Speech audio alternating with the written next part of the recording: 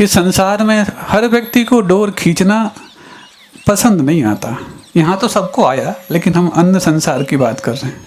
और वो डोर ढील दे दी जाए तो ऐसा लगता है कि हाँ बहुत क्या, बिल्कुल स्वतंत्रता मिल गई। लेकिन बताओ, वो पतंग यदि डोर ढीली कर दी जाए, शुरू में तो बहुत लहलहाएगी, लेकिन बाद में जाकर के उसका हश्र क्या होगा। बीच बीच में खींचना भी आवश्यक होता है, और खींचे मात्र रखने से भी वो यदि आसमान में तैरती रहे ऐसा नहीं, बीच में उसको अपने हाल पे छोड़ना भी आवश्यक होता है। ठीक ऐसा ही चाहे वो पतंग की डोर हो, चाहे वो पालने की डोर हो, डोर सही हाथों में हो, यही भाव हमें विभोर करने के लिए कारण बनता।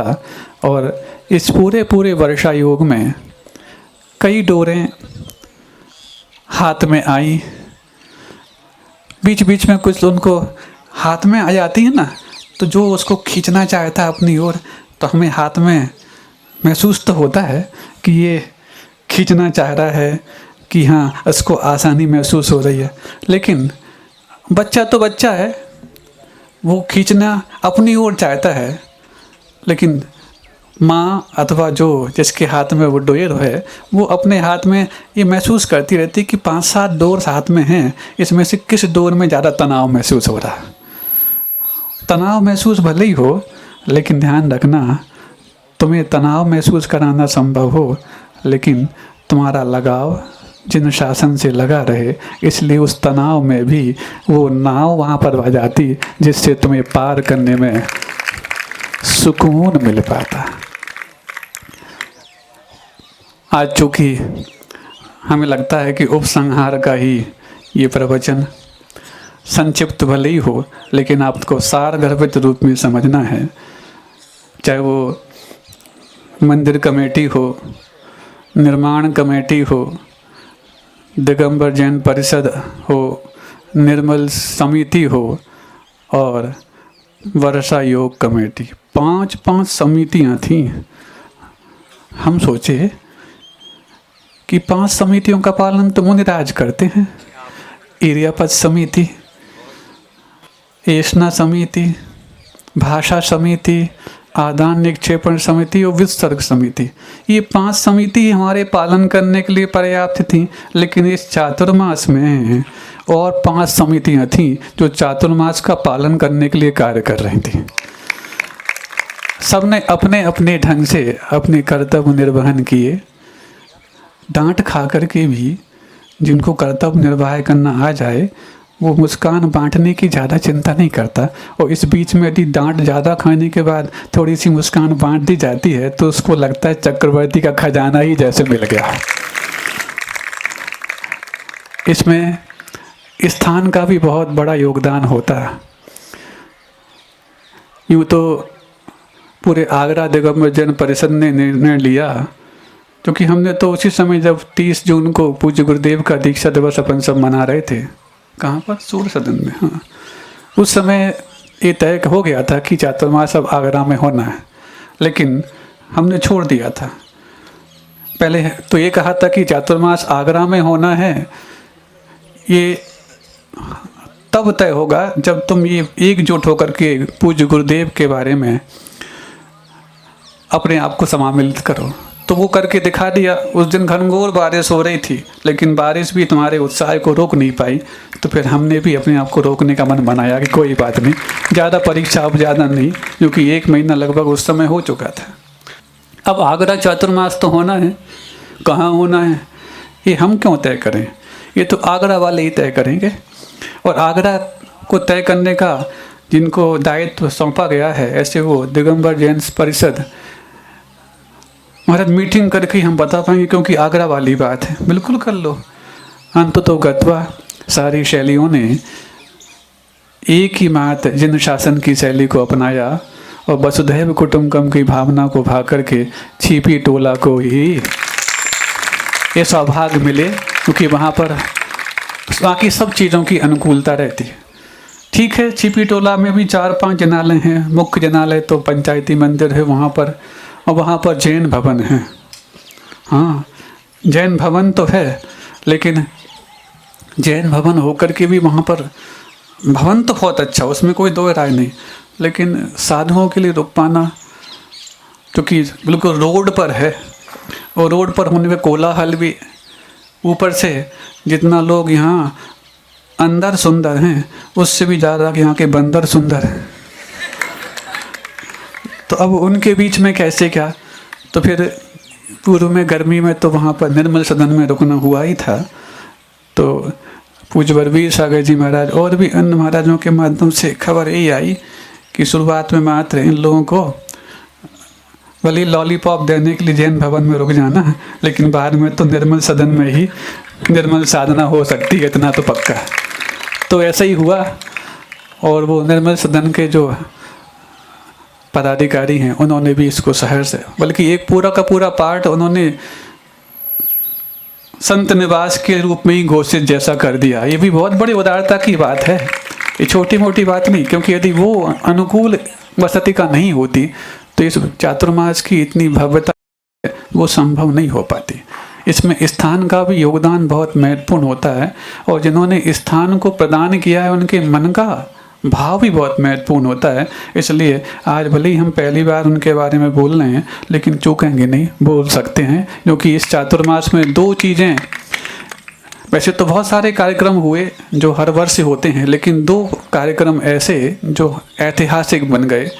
वो पहली बार आगरा में हम लोगों के सानिध्य में हुए, एक तो जीवन विकास शिविर और दूसरा जो युवाओं के लिए कार्यशाला आयोजित हुई। ये दोनों ही आगरा से प्रारंभ हुई हैं। अब आगे जितने बार भी होंगी तो आगरा का नाम तो शुरुआत के रूप में आएगा, और दोनों ने ही कम समय में एक बड़ी प्रसिद्धि प्राप्त की। ये प्रसिद्धि प्राप्त कराने में आप लोगों की विशुद्धि भी काम की है, इतना हम अवश्य कह सकते हैं। अब रही बात उपकरण प्रदान करना, हाँ पहले भी कहा, कई लोगों के भाव आ रहे थे महाराज हमें मिले, बिल्कुल मना किसी को नहीं। मिलने की बात कितना, पूरा चातुर्मास मिल गया और 1 महीने और बोनस में। जैसे बच्चे को ले जाते ना आप दूध खरीदने जाओ, तो ऊपर से जब तक शांति धारा न डले तब तक आपको आनंद नहीं आता। फल खरीदने जाओ और बच्चे को मुन्ने को यदि एक संतरा या आम ना मिल जाए तब तक आपको पसंद नहीं आता। ऐसे ही आपको चातुर्मास की तो भावना थी, लेकिन हमने 1 महीना पहले ही से ऊपर दे दिया था ताकि बाद में तुम गड़गड़ा ना पाओ कि महाराज हमें कम मिला है। शांति धारा पहले कर दी थी, धारा बाद में मिली, इतना तो अवश्य ध्यान रखना। अब रही बात महाराज पिच्छी मिल जाए, मिलने की बात क्या, आगम में तो प्रदान करना महत्वपूर्ण बताया। पिच्छी का उपकरण प्रदान है, उपकरण ग्रहण तो ठीक है, उसको भी महत्वपूर्ण होता है, लेकिन प्रदान करना कम महत्वपूर्ण ऐसा मत मानना। उपकरण प्रदान किया जाता है, आहार दान, औषध दान, अभय दान और उपकरण दान, ये 4 प्रकार के दानों में उपकरण दान, जिसमें शास्त्र दान भी आप करते, कभी कमंडलू इत्यादि किसी प्रकार से टूट फूट हो जाए तो उसका भी दान कर, वो कभी कभार होता। और पिच्छी का चूँकि हर वर्ष, चूँकि 1 वर्ष में लगभग ये थोड़ी कठोर को हो ही जाती है, इसमें जीवों की रक्षा उतनी आसानी से फिर संभव नहीं हो पाती, इसलिए उसको प्रदान करना।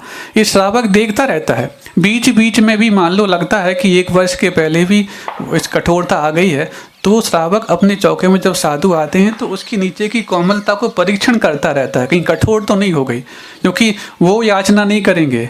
आपको ये देखना है कि कब वो कठोर हो गई तो आप जाकर के उसको प्रदान करें। जैसे शास्त्र मान लो आवश्यक पड़ता है तो आप पूछते हैं कि महाराज जी आपको शास्त्र चाहिए क्या, प्रदान करते हैं। ये प्रदान करने का भाव ही देने का सुख प्रदान करता है, और जो देने का सुख पा लेता है उसको फिर लेने की अपेक्षा नहीं रहती, वो तो लेने के लिए आनंद ही लेता चला जाता, और जब देने की बात आए तो देता ही चला जाता। अब पिच्छी का प्रदान तो हो गई, लेकिन हम तो रख नहीं सकते।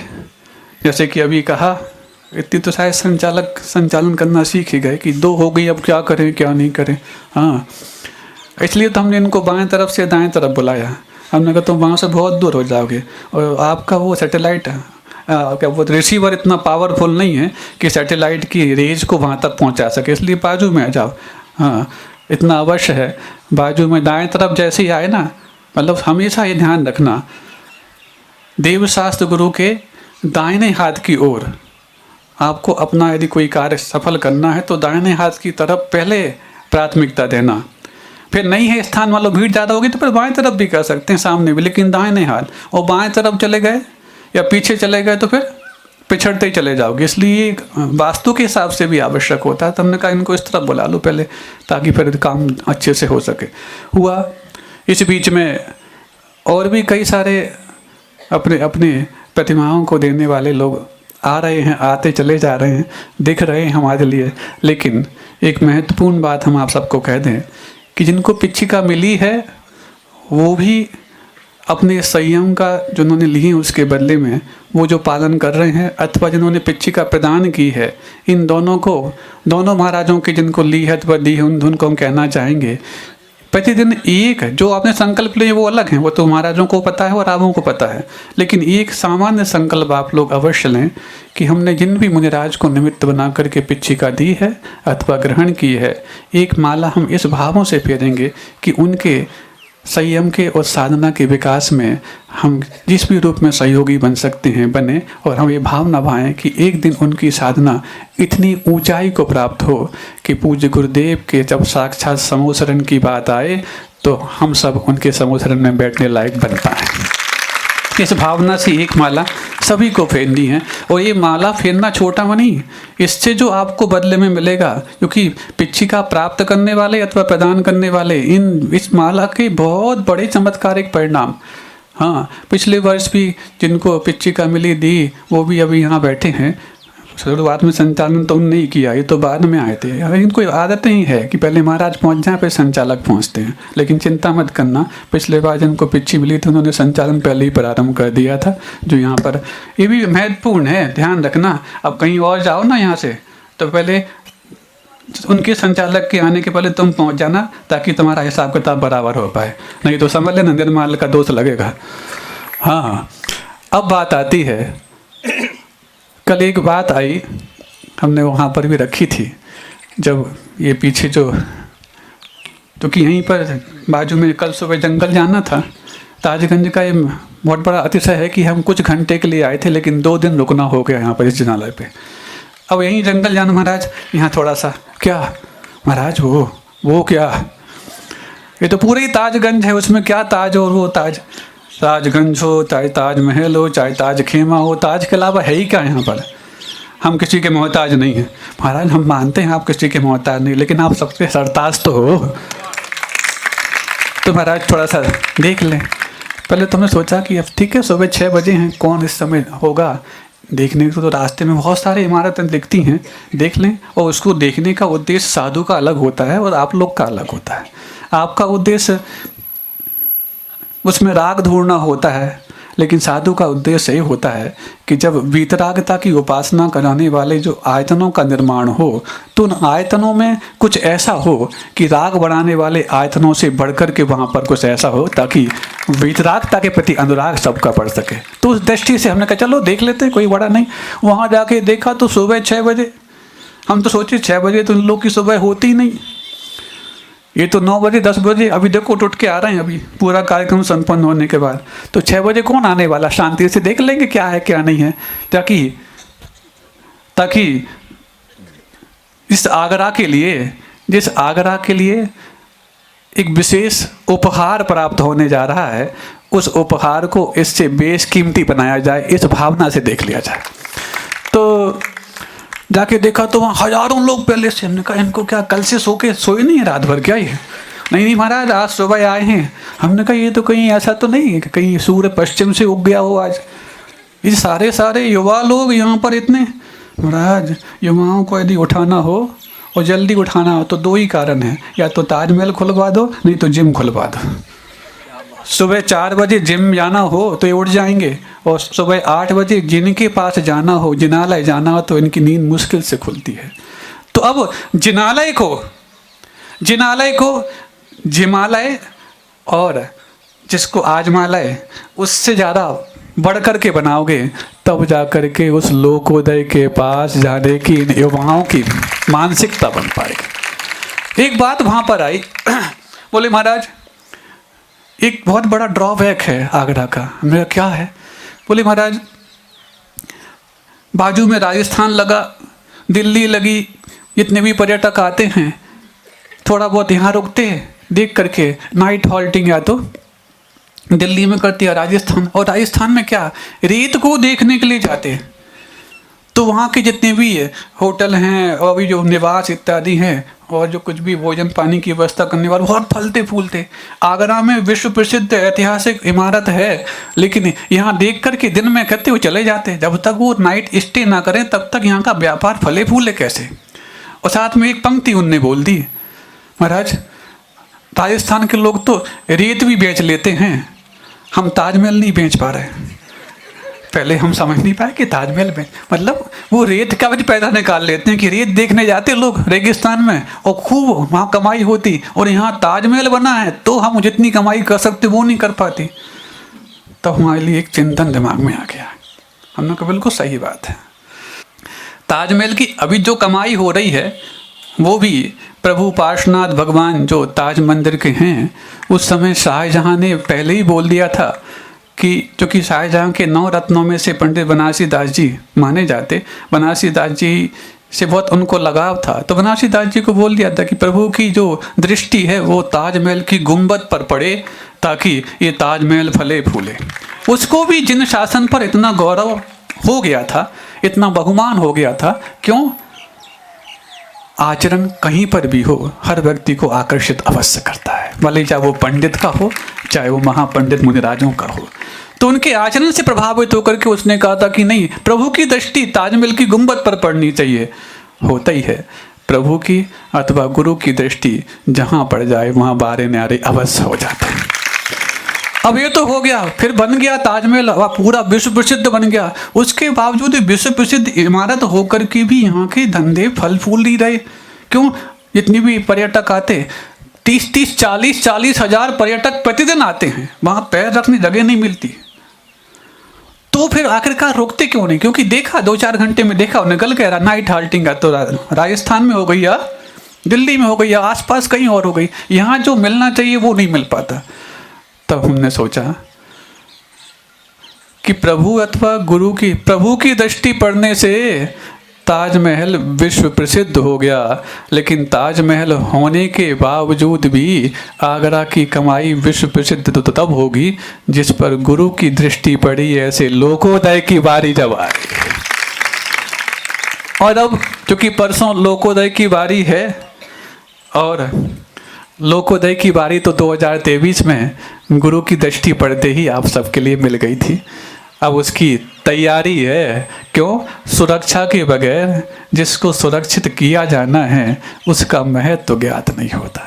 आप देखो इस ताजमहल की चारों तरफ जो बाउंड्री है वो कोई छोटी मोटी बाउंड्री नहीं। उसको देख करके लोग ये लगा सकते हैं अंदाज कि जब बाहर बाउंड्री इतनी महत्वपूर्ण मजबूत है और लाल पाषाण की है तो अंदर कितनी बेशकीमती। ऐसे ही अब जब रक्षा प्राचीर, नाम प्राचीर तो है ही, लाल किले के प्राचीर की बात है, लाल किले की दीवार नहीं, ये रक्षा प्राचीर है। इस रक्षा को बनाने की बात आए तो रक्षा की प्राचीर भी आगरा वालों के माध्यम से ऐसे ही बने ताकि प्राचीर के माध्यम से उस पीर में क्या बैठा है इसको पहचानने के लिए दुनिया लालायित हो जाए। ऐसा ध्यान रखते हुए आप सब कुछ भी जो कमी समझ में आई हो उसको यही मान करके कि हम सब एक दिन ऐसी भावना बनाएं कि जो कुछ भी कमी है वो मुक्ति में जाकर के पूर्णता को प्राप्त हो जाए। अहिंसा परमो धर्म की